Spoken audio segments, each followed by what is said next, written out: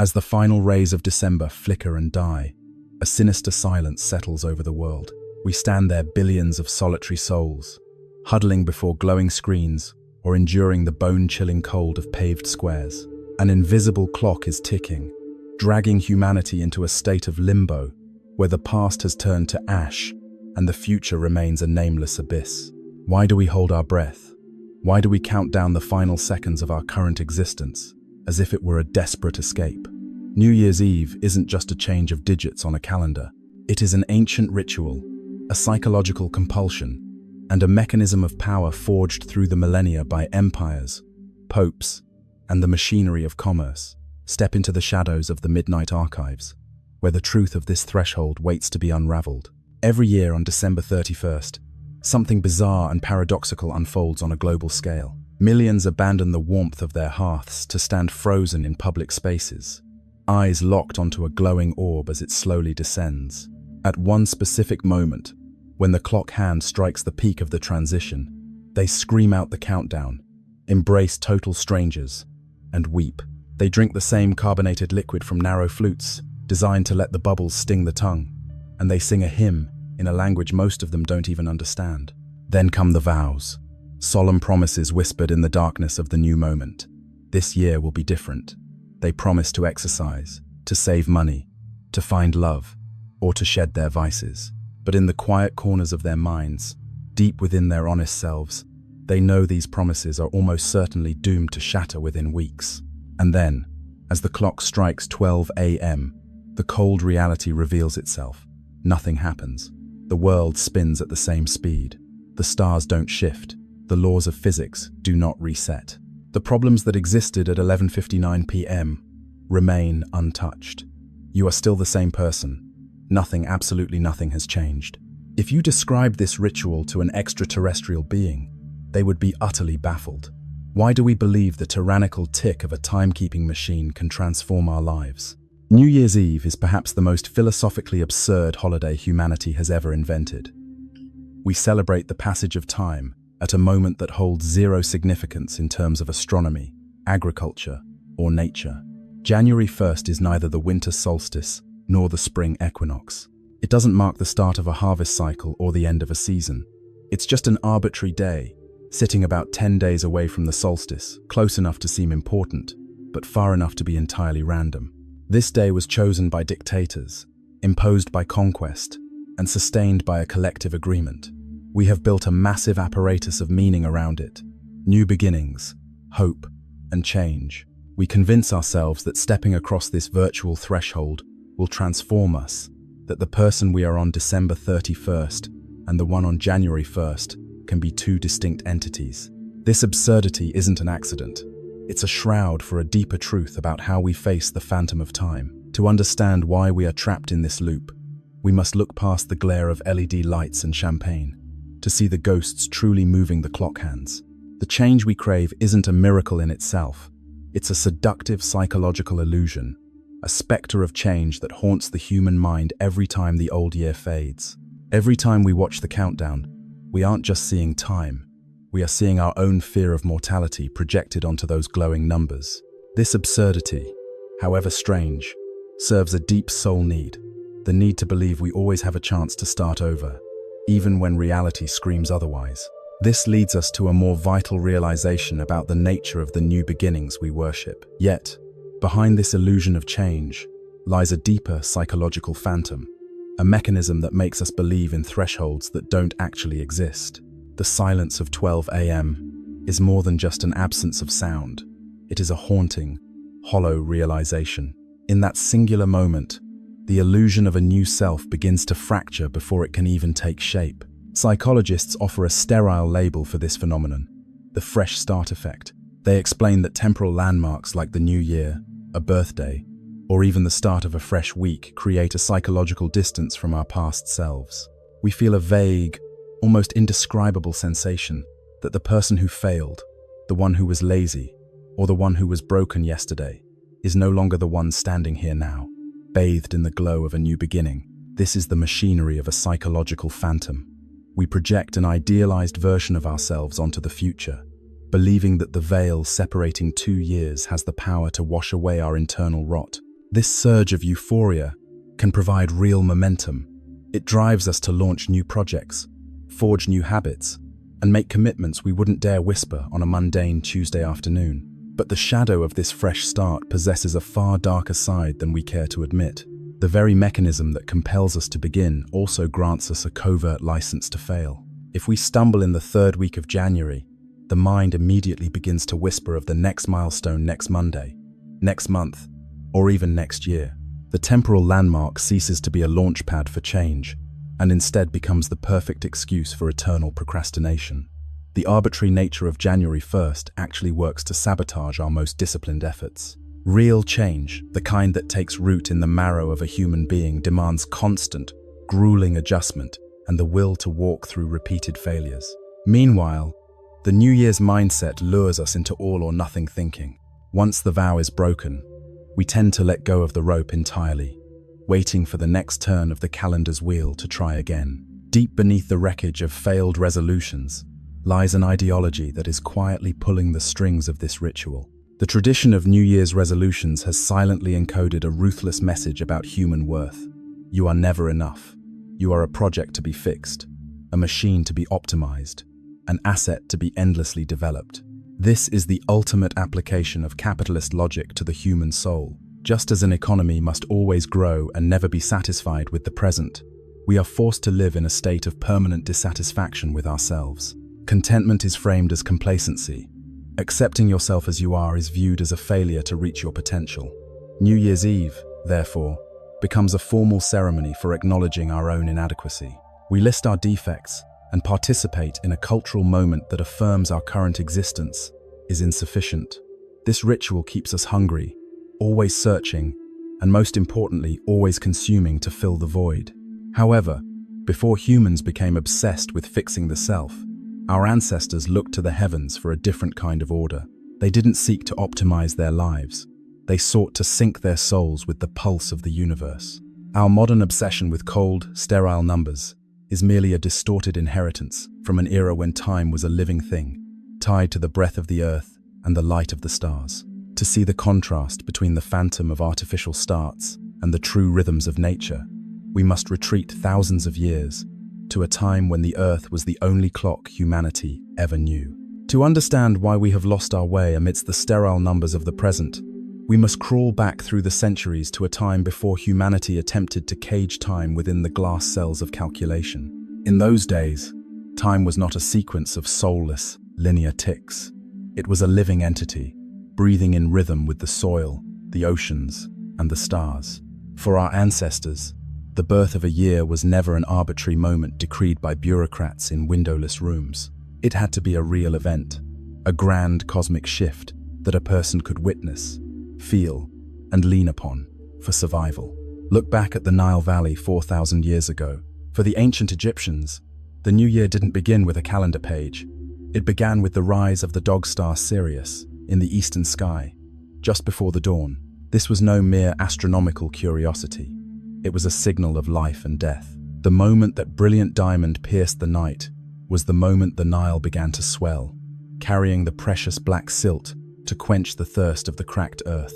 The Egyptian New Year was bound to the salvation of the waters, to the pulse of life surging from the ground.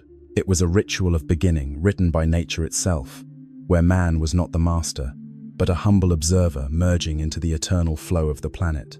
Not far away, in the heart of Mesopotamia, the ancient Babylonians greeted the new year at the first new moon, following the vernal equinox. This was an authentic cosmic reset, the moment when day and night stood in perfect balance. Spring, with its violent rebirth of greenery and the return of the warmth, was nature's own proclamation of a fresh start. For them, the new year was not a vague psychological concept, but a visceral truth, manifested in the sprouting of a seed and the softening of the wind. Even the ancient Greeks refused to bow to a forced, unified time. Different city-states chose different thresholds based on their own traditions and local ecology. Athens began its year in midsummer, while Sparta preferred the autumn. This diversity reflected a profound truth. Time was once local, rooted in the soil and the lived experience of the people who walked upon it. There was no global time imposed upon the masses, only the distinct, haunting rhythms of each land. The chasm between these primal starts and our modern New Year's Eve is vast. Once, humans marked time to live. Now, we mark time to manage. Ancient rituals bound humanity to the cosmos, offering the comfort that the world's order was being divinely renewed. In contrast, our January 1st is an artificial construct, a threshold erected by political decree rather than celestial motion. We have severed our connection to the Earth's heartbeat to worship a digital clock that cares nothing for the growth of crops or the migration of birds. As we lost touch with these natural cycles, we began to hunt for solace in artificial symbols. We conjured gods to haunt the thresholds we built with our own hands, hoping they would guide us through the wreckage of the past and the fog of the future. The shadows of stars and floodwaters faded, making way for stone faces that stare in two directions at once, lurking at the fragile boundary of what is lost and what is yet to come. From this desperate need for a gatekeeper of artificial beginnings, humanity birthed one of the most powerful archetypes in the collective mind, the god of crossroads and duality. When the natural pulses of rivers and stars were slowly replaced by abstract ciphers on parchment, humanity felt a desperate hunger for a symbol to anchor the mind at the points of transition. We needed a gatekeeper for the void. In the collective psyche of the Roman Empire, that entity was Janus. His name wasn't just slapped onto the first month of the year, January. He embodied the very essence of a threshold, a suspended space where the old dies and the new begins its crawl. Janus was unlike any other dweller of the Olympian pantheon. He was carved with two opposing faces on a single body, one face forever staring backward, the other gazing dead ahead. This wasn't merely a stylistic choice. It was a profound psychological archetype of human duality. The face looking toward the past represented regret, lessons learned, and the ghosts of what was lost, what psychology calls the shadow. Meanwhile, the face peering into the future stood for hope, for the new masks we intend to wear, the persona. Janus was the god you were forced to beg for passage when entering or leaving, when beginning or ending any journey. He reigned over every doorway, every city gate, and every transition. Yet, lurking behind the philosophical stillness of those stone faces, lay a much harsher truth. Janus wasn't just the god of beginnings, he was the god of war. At the heart of the Roman Forum, the Temple of Janus held a grim significance for the empire's fate. The doors of this temple acted as a gauge for blood and peace. They stood wide open during times of war and were slammed shut only when peace returned. Throughout more than 700 years of Roman history, those doors were closed a mere 2 times. Rome was almost eternally at war, and Janus was almost eternally awake, watching the carnage of the expeditions. There is a haunting symbolism here that we often ignore while cheering on the first of the year. January, the month of beginnings and fresh hope, has been stained by the shadow of violence and destruction since its inception. It reminds us that every new start in the world of men rarely happens in the quietude of nature. It is born from the ashes of what has been broken. New Year's Eve, through the eyes of Janus, isn't just a party. It's a cold, tense shift of power. We still step across Janus's threshold every year with the naive belief that the future will be kinder than the past. But the truth is, Janus sees both simultaneously. He knows we cannot possess the new without dragging the weight of the old behind us. This agonizing clarity turned Janus into an entity representing the human soul trapped at artificial boundaries. But Janus is just a symbol, a stone statue unable to shift the tides of history without a physical hand to mold it into law. For the name Janus to truly rule the summit of global time, it required a will more fierce than religious belief. It had to be the will of a man who didn't just want to worship thresholds, but wanted to build them to rule over all of mankind. When the phantoms of myth began to bleed into the ambitions of emperors, a new order of time was forged not by the light of Sirius, but by the sword of one who wished to master every beginning. Stepping out of the mist of myth, we face a starker reality.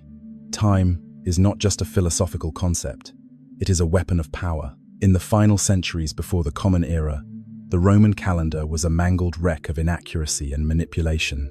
It was a lunar system of 355 days, lagging nearly 10 days behind the solar cycle every year. To prevent the seasons from drifting into oblivion, Roman priests were tasked with periodically stitching an intercalary month into the schedule. Yet, these priests were also seasoned politicians. They soon realized that whoever holds the numbers holds the fate of terms of office. To prolong the reign of an ally, they would inject a leap month. To sever the power of an enemy, they simply ignored it. Time was commodified, a tool for political factions to wield. By Caesar's era, this manipulation had pushed reality into madness. Harvest festivals fell in midsummer, and winter breaks arrived while the golden leaves of autumn were still falling. At that moment, Caesar strode onto the stage of history, not just as a general, but as Pontifex Maximus, the high priest of Rome. He understood that to rule an eternal empire, he needed more than legions. He needed to own the very flow of time itself. Caesar sought to forge an order where no politician could ever again bend the seasons to their personal whim. With the aid of Sosigenes, an Alexandrian astronomer, Caesar executed the old system to forge the Julian calendar. This was a solar-based structure of 365 days with a leap year every 4 years, the very skeleton we still inherit today. But to solidify this vision, Caesar committed an act of supreme authority. He decreed that January 1st would be the dawn of the new year. This choice didn't spring from the signs in the sky or the call of the earth. It was an imperial edict. By placing the year's start in the month of Janus, the two-faced god, and the god of war, Caesar tethered the beginning of time to the beginning of Roman power. He even immortalized his own name in this flow, renaming the month of Quintilis to July. Later, his successor Augustus followed suit with August. When you speak the names of the months, you aren't just naming time. You are reciting a list of monuments to the egos of Roman tyrants. The calendar on your wall today is not a map of nature, but a blueprint of empire. Caesar transformed time from a living creature into a disciplinary machine, a rigid order that billions are now forced to obey. But to establish such a perfect order, Caesar first had to inflict a terrifying rupture upon the existing flow. To force the world onto its new track, he compelled the entire empire to endure the most bizarre transition humanity had ever witnessed. It was a year where the ordinary rules of life were suspended, a liminal void filled with confusion, where time was stretched so thin it seemed it might never end. This was the moment history entered what the Romans called the Year of Confusion. 46 BC was unlike any other year in human record. It was a year where time itself seemed to bloat and warp, a misshapen titan stalking through the annals of history. To perform a radical surgery on a reality mangled by centuries of political rot and calendar decay, Julius Caesar took a blade to the fabric of time. He commanded 90 extra days to be stitched into the year to realign the calendar with the seasons. The result was a monstrous 445-day odyssey. The Romans, exhausted and disoriented, whispered its name with a sense of dread. Annus Confusionis, the year of confusion. Imagine living through a year that drags on 25% longer than the laws of nature intended. It was a temporal abyss where the ordinary rules of life were simply suspended. Lease agreements dissolved into uncertainty. Debts lingered in a purgatory of non-payment, and farmers watched their crops ripen while the calendar remained frozen in a ghost month. Soldiers stationed on the jagged edges of the empire saw their homecoming retreat into a vanishing horizon, all because of a decree from Rome. Time, once the sacred living breath of the gods, had become mere clay, kneaded and molded by the hands of a dictator. This chaos was the blood price for a new order. Caesar, wielding the absolute power of Pontifex Maximus, ordered time to stand still so he could strip it down and rebuild it. He didn't just want to edit a calendar. He wanted to prove that the very gears of the cosmos would grind to a halt if the empire willed it. For 445 days, Rome lived in limbo, a hollow space between historical heartbeats, where the old world was dead, but the new one had yet to be born. When January 1st, 45 BC, finally dawned, it didn't bring the soft relief of a natural beginning. It brought the cold, hard edge of ironclad discipline. Time was now a state asset, managed and digitized by the machinery of the government. For the first time in history, January 1st was the start of the year, not because of a sign from the stars, but because Caesar said it was so. He chose the month of Janus to be the gateway to this new regime, a move of supreme symbolic power that carried a dark, hidden contradiction. Janus was the god of doorways, but in the Roman psyche, he was tethered to a far more visceral aspect of existence. The fresh start Caesar forged wasn't a clean slate for dreams. It carried the stench of conquest and the long shadow of the sword. As humanity crawled out of the year of confusion and into this new order, we soon realized that the peaceful face of a new beginning is often just a mask, hiding a more violent nature lurking behind it. This brings us to a haunting paradox. Why is the month of our brightest hopes named after a god who thrives on the carnage of the battlefield? We cross into the first day of January, trailing whispers of peace and prosperity. Yet the name itself masks a jagged truth. Janus, the gatekeeper, Caesar chose for our new year, is no shepherd of gentle beginnings.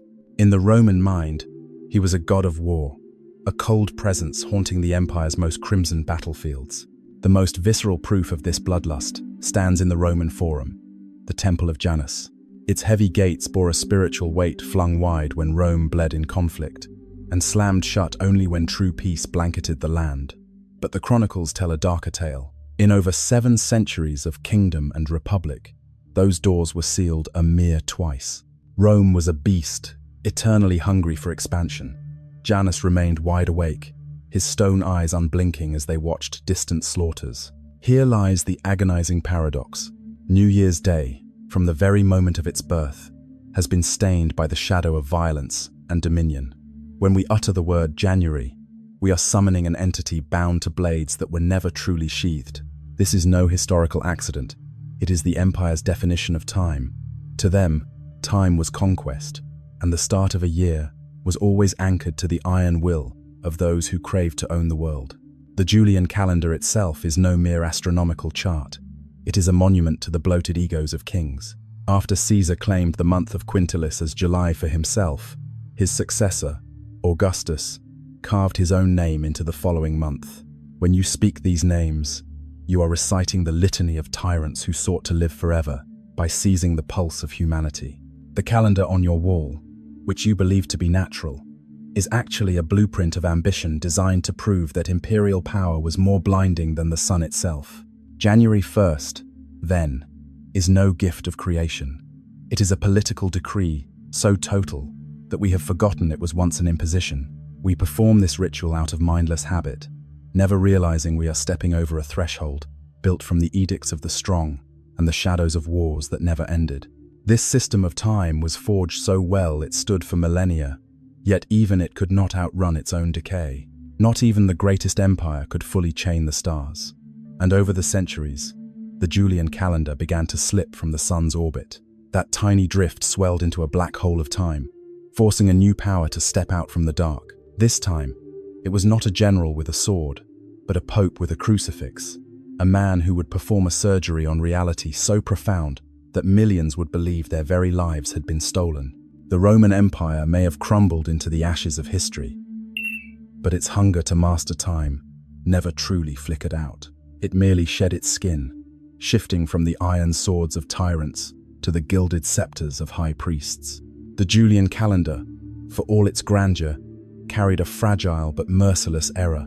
It was roughly 11 minutes longer than the actual solar year. That number seems harmless in a single lifetime, but across the centuries, it metastasized into a black hole of time.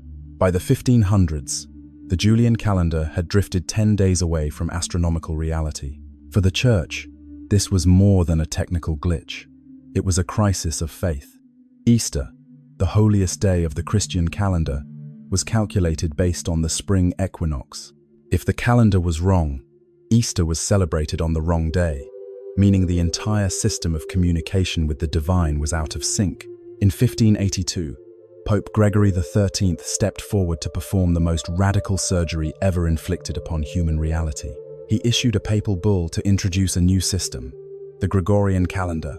To cauterize the wounds of the old millennium, Gregory XIII did something only a god was thought capable of. He eviscerated 10 days from existence. In the Catholic nations that obeyed the decree, October 4th, 1582, was followed immediately by October 15th. Those 10 days vanished into the void, never lived, never recorded, never mourned.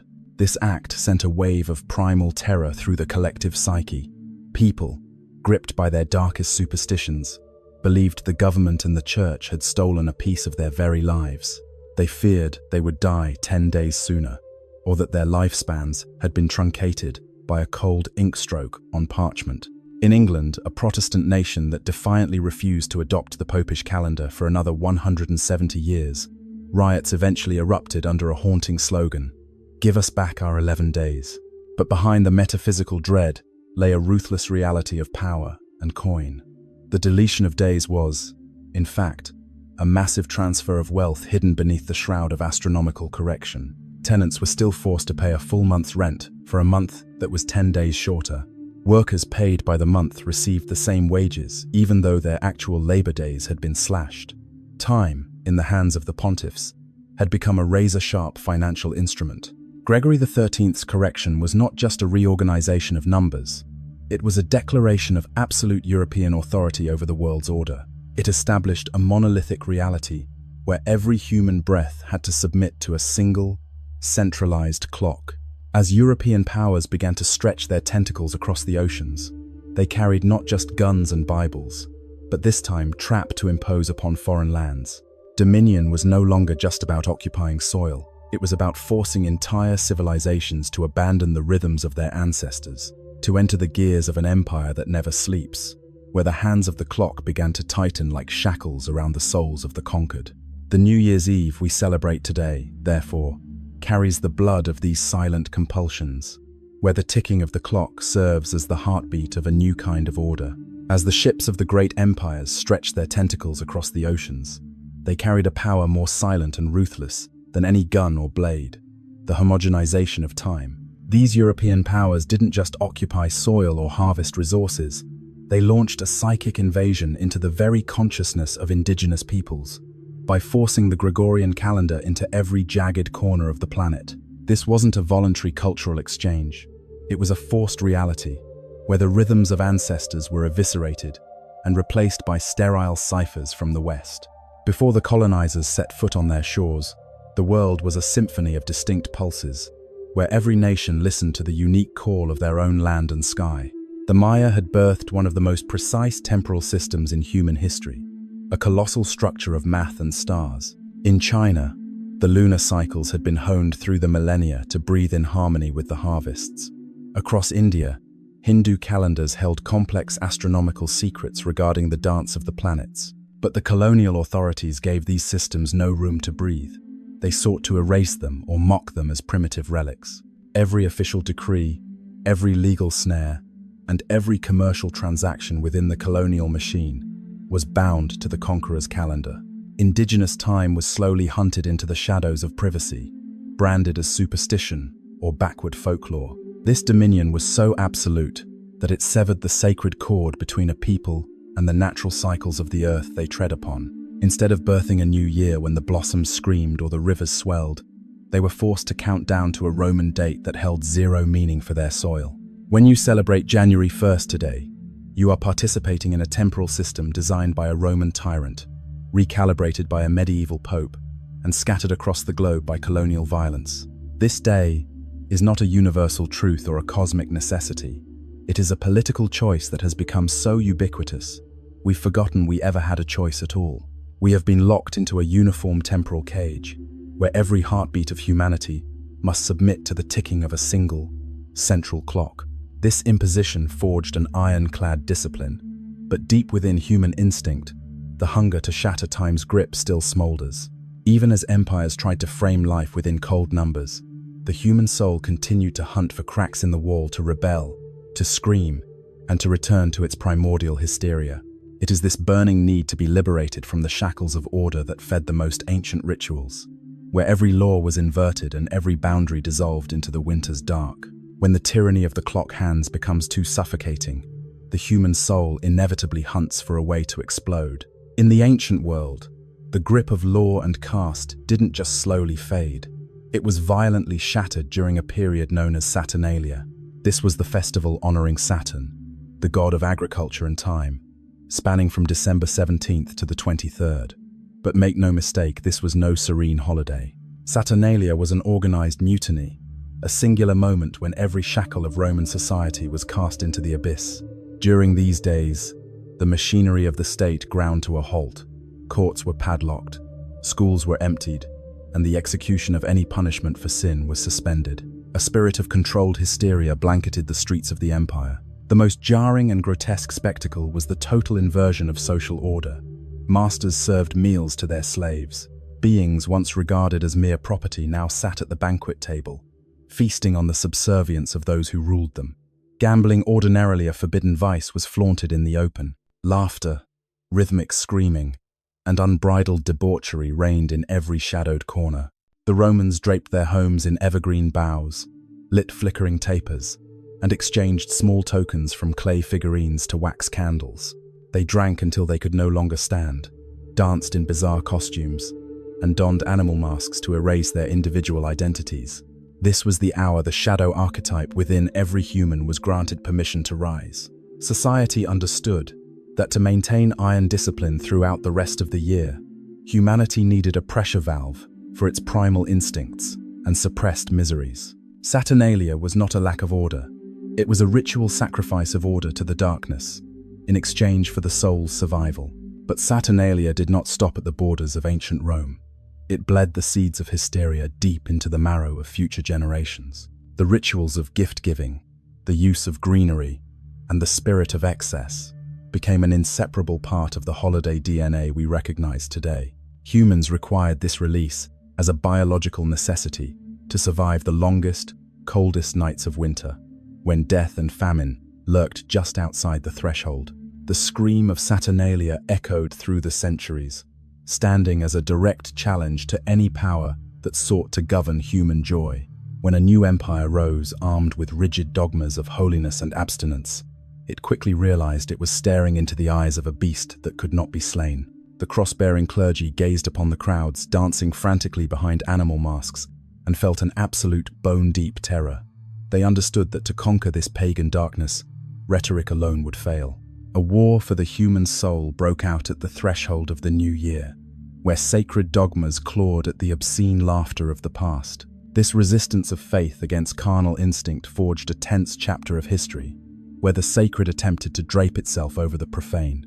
Yet, reality shows that darkness always finds a way to crawl into the light of even the most solemn cathedrals. Our New Year's Eve today is not just the legacy of astronomers. It is the result of a painful negotiation between the Church's control and the soul's desperate need to rebel. The early Christian Church inherited a problem they could never quite exorcise: the human hunger for the feast. The Roman world possessed a tradition of winter festivals so ironclad that no amount of theological condemnation could make it vanish. For the clergy, this wasn't merely a cultural annoyance. It was a spiritual emergency. The epicenter of this dread was the Calendae Januariae, the first day of the new year. This was when Romans exchanged auspicious gifts, draped their homes in evergreen, and embarked on boisterous visits. But beneath that harmless surface lay practices that made the Church Fathers' blood run cold. Divination rituals, the donning of grotesque animal masks, and men disguising themselves as women to dance frantically amidst drunken, lewd choruses. The clergy watched as those they hoped to convert, and even their own flock, threw themselves into these pagan rites with terrifying enthusiasm. They were honoring false gods and drowning in carnal pleasures that were deemed utterly toxic to the Christian faith. The Church's response was a relentless, organized campaign that, in the end, would result in a resounding failure. St. Augustine, in thunderous sermons around 400 AD, lashed out against New Year's gift-giving. He argued that the exchange of tokens was an act of the devil, and that Christians participating in it were committing the sin of idolatry, even if they didn't realize it. He urged, "We must not give gifts on this day. We must not play games. We must not hang laurel wreaths upon our doors." Other spiritual leaders joined the fray. Maximus of Turin preached that Christians should fast on January 1st while the pagans gorged themselves. He wanted to carve out a sharp, jagged contrast. Let the pagans wallow in their gluttony, while the Christian proves their superiority through the cold steel of abstinence. By 567 AD, the Council of Tours officially issued bans against the celebration of the January 1st festivities. In a final, desperate attempt to overwrite the pagan meaning, the Church designated January 1st as the feast of the circumcision of Christ. Instead of feasting, the faithful were commanded to meditate on the moment of the infant, Jesus' first shedding of blood, and the Holy Covenant. It was a maneuver to shift the day's essence from earthly hysteria to a grim, sacred silence. Yet, it was a mission doomed from the start. For over a millennium, the ecclesiastical authorities fought this war, and for over a millennium, the common people continued to feast. The banquets roared on, the wine flowed like a river, and the gifts were still pressed into eager hands. The church eventually learned a bitter lesson. The human instinct to gather and mark the thresholds of time is a fire that cannot be smothered by decree. They realized that rather than fighting the tide, it was better to absorb it. Christmas swallowed the gift-giving traditions of Saturnalia, and New Year's Eve retained the phantom hopes of a fresh start. The pagan content was gutted and replaced with Christian reasoning, but the hollow core of the feast remained intact. The very party St. Augustine tried to kill is the one we still host today. This enduring human resistance against the grip of faith left a deep scar on Western culture. Even as the medieval church slowly accepted reality, another phantom began to stir a harsher suspicion of all forms of joy, a belief that pleasure itself carried the seeds of rot. The failure of the early clergy didn't end the war on celebration. It merely cleared the stage for a more ruthless breed of controllers, who sought not just to change the holiday, but to scrutinize the very purity of the human soul through the mirror of asceticism. The failure of the medieval church to stifle the laughter of New Year's Eve didn't mean the war against joy had ended. In the 17th century, a new spectre, harsher and more solemn, crawled out from the dark cathedrals of England: the Puritans. If the Roman bishops had once tried to absorb pagan festivities, the Puritans sought to uproot them, like the weeds of corruption they were. To them, Christmas, Easter, or New Year's Eve weren't holy days. They were the filthy remnants of popery and earthly indulgence. In 1647, the English Parliament, under Puritan control, committed a shocking act. They officially abolished Christmas. Shops were forced to stay open, while church doors were slammed shut and bolted. Military patrols prowled the streets, hunting for any sign of feasting or drunkenness. New Year's Eve did not escape this grim judgment. The Puritans saw it as a secular indulgence, a distraction from serving God, and a breeding ground for sin.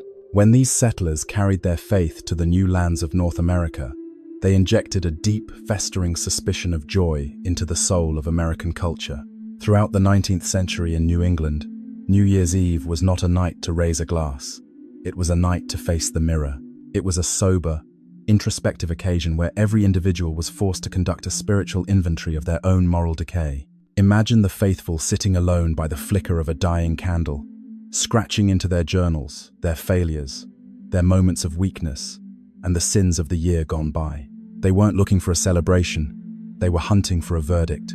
To the Puritan, time was not a loop for play, but a precious resource granted by God. Any second wasted on anything but moral purpose was a grave transgression.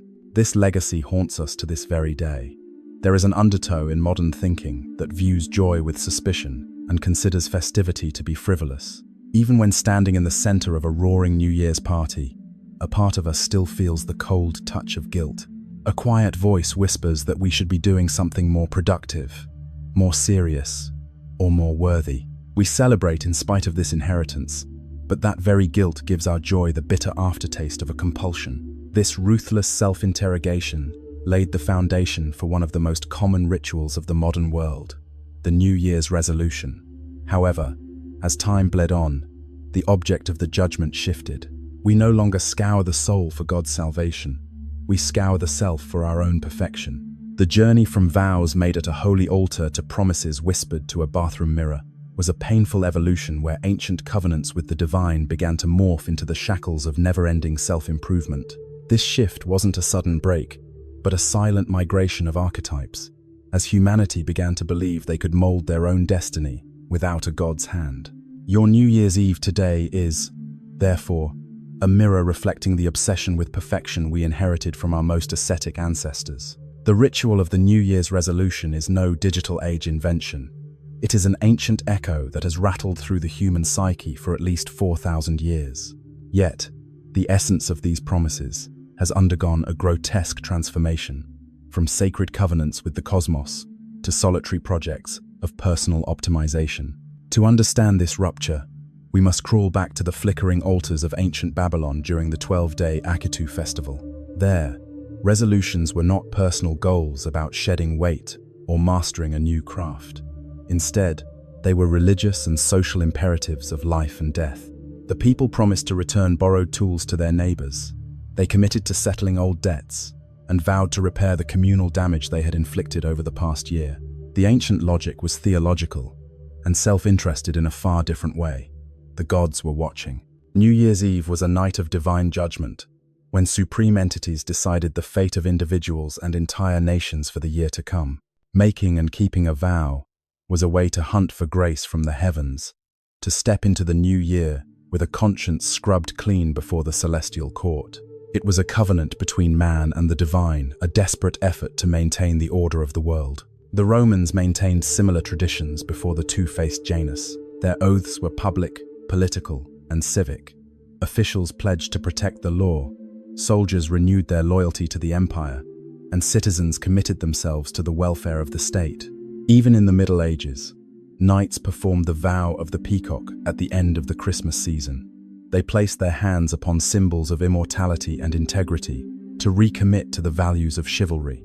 This was a public performance of honor, a declaration of personal worth witnessed by the entire community. Notice the core thread of all these ancient vows. They were outward-facing. They were the threads binding the individual to greater institutions, the gods, the community, and the state. The ancient oath was relational.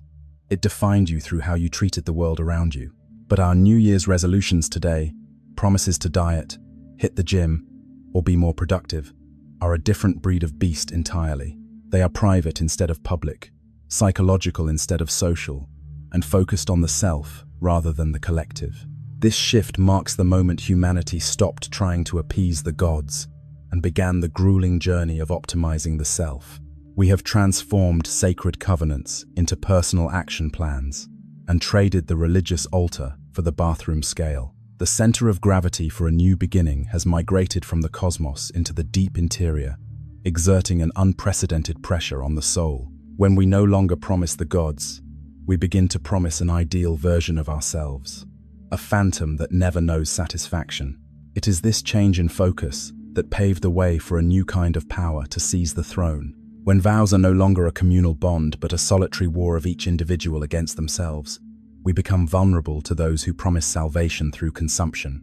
We have created an infinite hunger for change, and in the shadow of that craving, a massive machine has begun to churn, turning our New Year's vows into commodities priced by our own inevitable failure.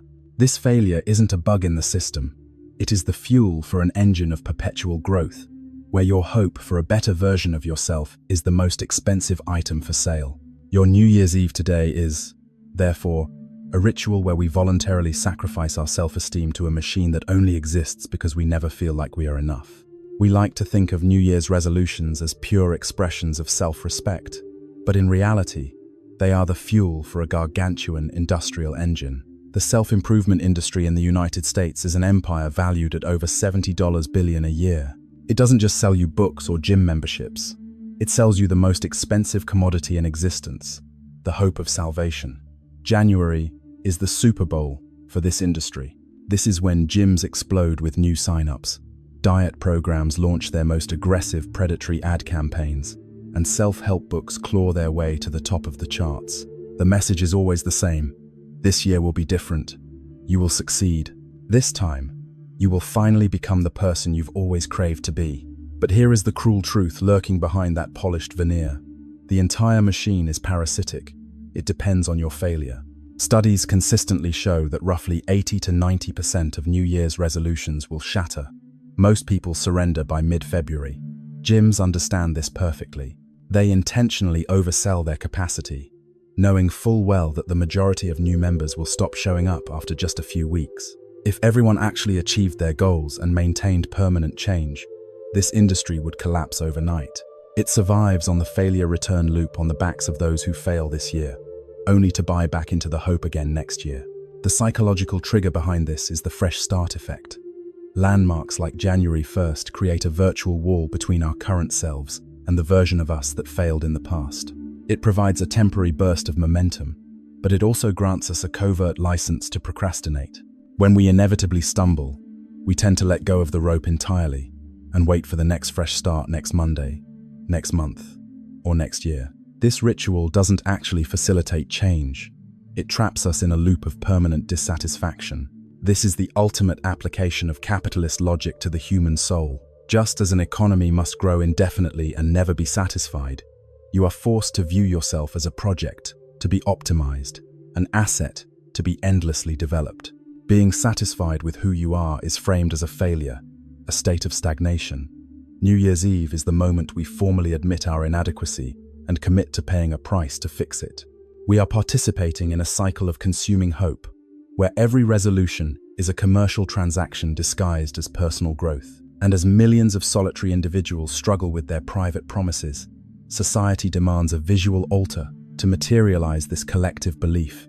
We need a secular cathedral where hope is performed publicly under blinding lights and the roar of the crowd. That is when every eye turns toward a glowing intersection at the center of the world, where a massive marketing campaign has been transfigured into a sacred, untouchable tradition. It is here that the machine of hope ceases to be a whispered promise and manifests as a flashy spectacle of media and commercial power, burning bright in the heart of a city that never sleeps. This performance didn't start spontaneously. It was a cold, calculated architecture designed to turn an ordinary space into the cathedral of a new age. Times Square was not always the neon-drenched epicenter of celebration we worship today, and its origins are far from the sacred tradition it pretends to be. Before 1904, the place didn't even bear that name. It was known as Longacre Square, a humble, gritty crossroads for horse traders, harness makers, and the dusty stables of New York City. There was no aura of prestige here. It was merely a functional gear in the city's crude industrial skeleton. The transformation began when the New York Times decided to transplant its headquarters to a new skyscraper at the intersection of 7th Avenue and Broadway in 1904. Adolph Ochs, the paper's owner, was a sorcerer of spectacle and a master of self-promotion. With the sharp instinct of a media tycoon, he pressured the city to rename the square after his newspaper. The city agreed, seeing the value in tethering a developing district to the prestige of a major broadsheet. To celebrate the move and brand the new square into the public consciousness, Ochs orchestrated a massive New Year's Eve gala. On the night of the 31st of December 1904, an estimated 200,000 people swarmed the newly christened Times Square. They came to witness fireworks erupting from the roof of the Times building, to hear the roar of orchestras, and to scream together as the new year arrived. It was a staggering PR coup. Ochs had birthed a public event that permanently shackled his newspaper to the concepts of celebration, the future, and the very identity of New York. From its very first breath, New Year's Eve in Times Square was a gargantuan marketing stunt, a pseudo-event manufactured by the media to devour public attention. This cathedral of light was not built by saints, but by the architects of advertising. Every flicker of neon, every towering billboard, and every spontaneous moment of joy is calculated to sell. Times Square is a monument to consumerism, where zoning laws actually mandate that buildings display glowing advertisements. On New Year's Eve, this commercial cage becomes the stage for what is presented as the authentic celebration of humanity. Millions across the globe stare at their screens, following the event as if it were an indispensable holy rite. They believe they are witnessing an ancient tradition, but in reality, they are participating in a multi-hour infomercial interrupted by entertainment. Corporate sponsors bleed millions of dollars to ensure their logos are etched into every frame, tethered to the hope and dopamine of the crowd. Times Square is the purest manifestation of contemporary culture, an event mass-produced for the media, designed to move products, and experienced primarily through a screen, even by those standing right in the middle of it. We gaze into this cathedral of blinding lights and call it tradition, but its heart is an engine fueled by profit. When the crowd roars, they aren't just greeting the year, they are unknowingly honoring the marketing power that has reshaped their reality. Yet, behind the polished veneer of the billboards and the thumping music, there remain the raw, grueling physical realities that the television cameras desperately try to hide. The contrast between the splendor on the screen and the actual misery of the masses below reveals the true nature of this ritual, especially as the central object of worship begins its descent. In 1907, New York City issued a decree that permanently altered the face of the midnight ritual. They outlawed the firing of pyrotechnics from the roof of the Times building, fearing a firestorm would consume a metropolis still built largely of wood. Adolf Ox needed a new idol to anchor the aura of his square, and the solution he summoned was a sphere of light. The first ball was a crude union of iron and wood, studded with 125 bulbs and weighing 700 pounds. It was lowered by the calloused hands of engineers, touching the bottom at the stroke of midnight to create a focal point of worship without the risk of an inferno. Today, the object we gaze upon has evolved into a 12,000-pound technological monstrosity. It is armored in 2,688 Waterford crystal triangles and electrified by over 32,000 LEDs, capable of hemorrhaging 16 million colors. But beneath that radiant skin, the ball is a sophisticated exercise in product placement. The Waterford brand has been fused to the sphere since the year 2000, turning every close-up into a multi-million-dollar commercial for luxury. It is no star falling from the firmament. It is a manufactured product designed to lead a cult-like swarm into blind adoration. Yet, the joy you consume through your television screen is a lie, a shimmering hallucination. For the hundreds of thousands trapped in the heart of Times Square, reality is a grueling, hours-long march of physical degradation. To claim a glimpse of the idol, the masses must arrive at dawn, only to be herded into steel-barricaded enclosures known as pens. Once you are inside the cage, there is no escape. If you leave to hunt for a bathroom, your spot is forfeited to the void, gone forever. The most grotesque paradox lies in the silence of the city's infrastructure. There are no public toilets. This forces thousands of human beings to resort to adult diapers just to survive the 8 to 10 hours of waiting in the bone-shattering cold. They stand paralyzed for hours, unable to even sit because the density of the herd is too thick. They are stripped of their basic privacy and dignity, all for the sake of 60 seconds of watching a ball slide down a pole. Even those standing within the square often find themselves staring at the gargantuan digital screens anyway, watching a broadcast of an event occurring only a few hundred feet from their frozen faces. This is the true gravity of the ball drop. It anchors the world's attention to a single, glowing point, forcing us to accept suffering and corporate manipulation in the name of a shared experience. We bow before a soulless vessel of crystal and electricity, desperate to believe it carries the magic of a new beginning, when in truth, it merely marks the passing of another commercial minute.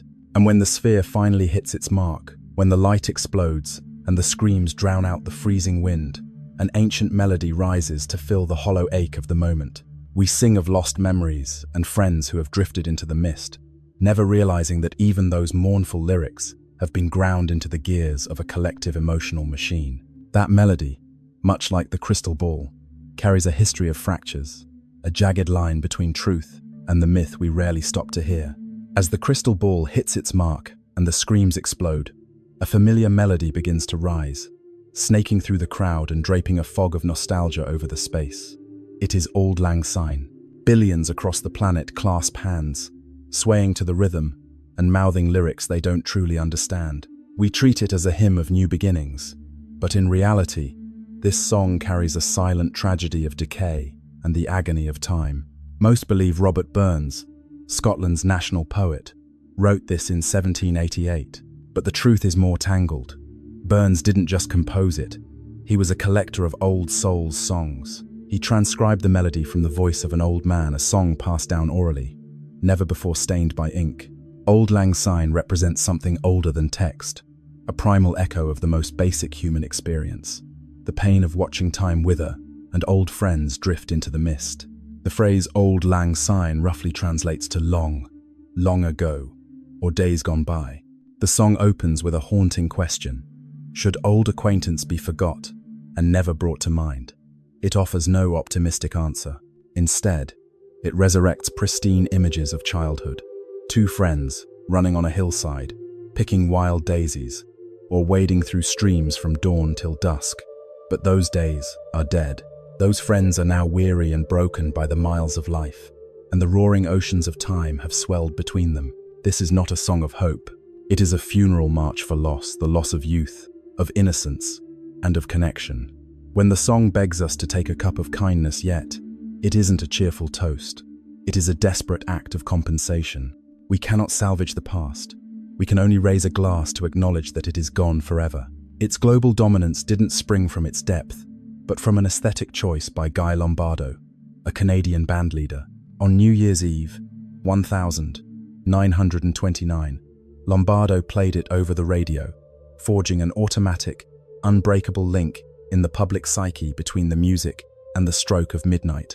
We sing it today because the media groomed us to do so, not because we actually feel the melancholy of Robert Burns. There is a bizarre irony in this ritual. Hundreds of millions holding hands with strangers, mumbling lyrics they don't comprehend, in what is supposedly humanity's most unifying moment. This unity isn't built on understanding, but on collective ignorance. We participate in a hollowed-out rite, where form trumps substance and performance kills the message. Perhaps the cup of kindness is just a pretext for another pre-programmed act of consumption. As the lyrics of the past fade, we immediately hunt for solace in the sparkling bubbles of a mandatory drink. The song's melancholy is quickly smothered by the pop of corks, ushering in another myth of luxury and the fake stars we've been taught to worship as part of the New Year threshold. When the mournful notes of that old song finally die out, we immediately hunt for relief in another sound, the sharp, violent pop of a cork and the frantic surge of sparkling bubbles. In the modern mind, champagne is more than just a wine. It is the physical manifestation of victory, the dialect of celebration, and the shimmering aura of the elite. We raise our glasses at midnight, convinced we are sipping the very essence of time. But behind every bitter, acidic gulp lies a meticulously staged myth, a sweet lie repeated so often it has hardened into an unshakable truth. The most enchanting legend of champagne tells of a blind 17th century Benedictine monk named Dom Perignon, who supposedly stumbled upon sparkling wine in the dark, damp cellars of the Abbey of Hautevillers. Upon tasting the effervescent liquid, he allegedly cried out to his brothers, "Come quickly, I am drinking the stars." It is a perfect story of accidental genius and sensory revelation. However, in the cold shadows of actual history, Dom Perignon never uttered those words. That poetic phrase was actually a marketing phantom, conjured in the 19th century, nearly 150 years after the monk's death, to transform a fermented beverage into a celestial miracle. The reality is far grimmer. Dom Perignon spent the majority of his career desperately trying to stop the bubbles from appearing. In those days, effervescence was considered a catastrophic manufacturing defect, a sign of failure that caused glass bottles to explode like grenades in the cellar. A master winemaker's goal was to produce still wine. Bubbles were the enemy of stability. But as champagne producers faced cutthroat competition in the 18th and 19th centuries, they realized they couldn't win on volume alone. They needed a more lethal weapon: prestige. They began to weave webs of influence around royal courts, ensuring champagne was a haunting presence at every coronation and extravagant diplomatic feast. The theatrical elements, the explosive pop, the overflowing white foam, the glitter of the liquid were ruthlessly exploited to signal that something special was happening. This association became so absolute that in 1967, when racer Dan Gurney shook a bottle and sprayed the crowd in the heat of victory, a new tradition was born, immortalized forever by the glare of television lenses. In truth, champagne possesses no innate, superior flavor. Its sour, yeasty bite often makes children wince upon their first taste. It contains no natural magic that other sparkling wines lack. The only real difference is a suit of legal armor and 2 centuries of marketing trauma that has taught us: celebration is champagne. On New Year's Eve, this ritual becomes a psychological compulsion. People who don't even enjoy the taste will still raise a glass, feeling that the ceremony would be hollow and invalid without it. Retailers and restaurants bleed this mindset dry, gouging prices in December because they know our hunger has been pre-programmed. We are paying for a fake radiance, participating in a tradition designed to sell a specific product under the shroud of hope. When we clink glasses and smile under the neon lights, we are performing a commercial act disguised as human joy. But as the final bubbles vanish on the tongue and the glow of the stars in the glass fades, reality is still there, waiting. The forced sparkle of champagne is often just a thin, fragile mask, hiding a heavy psychic pressure. the demand to appear happy on a night when loneliness and emptiness can become sharper than a blade. Behind that expensive glass, we begin to face the true face of mandatory joy, where every individual is forced to perform optimism, even while their heart is sinking into the dark. When the champagne bubbles dissolve and the music begins to retreat into the background, we are left staring at a much bleaker reality. For a vast portion of humanity, New Year's Eve is not a celebration, but a grueling psychological ordeal. There is an invisible cruelty in demanding that everyone be happy at a specific, dictated point on the calendar. The jagged contrast between the world's decreed joy and a dark inner state creates a unique kind of agony, a fracture between what we truly feel and what we are ordered to perform. If you aren't happy, if you aren't vibrating with excitement at the threshold of the new year, society silently brands you a failure. Solitude becomes sharp, almost agonizing, when everyone else seems to be holding on to someone. Those polished images of reunions, midnight kisses, and cozy families flooding our feeds become ruthless reminders of exactly what you lack. This holiday has no room for grief. It demands your total participation, regardless of whatever rot or loss you might be carrying. New Year's Eve is perhaps the most performative night of the year. Social media has become a gargantuan stage for carefully curated highlight reels, where we flaunt our most radiant smiles and most enviable parties. But behind the veil of those shimmering photos often lies a stale truth of boredom or anxiety. The person posting that glowing selfie might have spent the evening drowning in apathy. The couple locked in a passionate kiss might be standing on the jagged edge of a breakup. We are all participating in a collective delusion, each person trying to prove they are having the time of their life, only to secretly feel inferior when they look at everyone else's staged happiness. We've been groomed to believe in a magic threshold, where all problems reset at the stroke of 12. But the cold truth is that the debts remain, the sickness remains, the rifts in our relationships, and the suffocating stress of our careers do not vanish with the smoke of the fireworks. The Earth continues its orbit, utterly indifferent to the desperate human effort to assign it a meaning of change. This so-called new beginning is nothing more than a fragile psychological construct, a hallucination we cling to so we can escape the unrelenting reality of ourselves. On the morning of January 1st, once the makeup has smeared and the hangover begins its dull throb, we wake up to realize we are still the same person, in the same room, with the same burdens. We've performed the celebration for one another, keeping the myth alive for another year, only to feel a vague sense of failure when the miracle fails to manifest. Yet, recognizing this mask doesn't have to lead to despair. It can lead to an escape from the tyranny of soulless numbers. When we understand that every threshold is artificial, we find a different kind of liberty, a freedom that doesn't depend on a ticking hand, but on the capacity for continuous rebirth within every individual breath. It is from the cracks in that mask that the truth begins to leak. When we stop struggling to perform the rituals of others, we can finally crawl back to ourselves. Time is not a grid of squares on a calendar to be filled with hollow promises. It is an eternal flow, inviting us to surrender our obsessive need for control. A real beginning is found where the only power left is our own presence. Your New Year's Eve, therefore, doesn't need to be a performance for the world. It can be a quiet, hollowed-out moment where we face eternity without needing a single clock hand to show us the way. We have crawled through a 2,000-year odyssey to strip away the sediment of New Year's Eve, and this is what we find rotting at the bottom of the midnight archives. January 1st is nothing more than a cipher chosen by a Roman tyrant, recalibrated by a medieval pope, and sewn across the planet through the carnage of colonial expeditions. It carries no true astronomical or natural weight. It is a cold, arbitrary milestone, sitting 10 days past the winter solstice, close enough to mimic significance, yet far enough to be entirely hollow and artificial.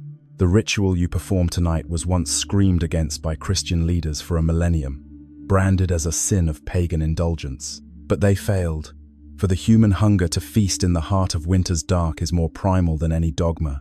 Now, we find ourselves shackled to a loop of self-improvement resolutions, hijacked by a multi-billion-dollar industry that grows fat on our repeated failures. We bow before Times Square, a cathedral built of press stunts and raised glasses of champagne, a symbol of status manufactured by 2 centuries of masterclass marketing.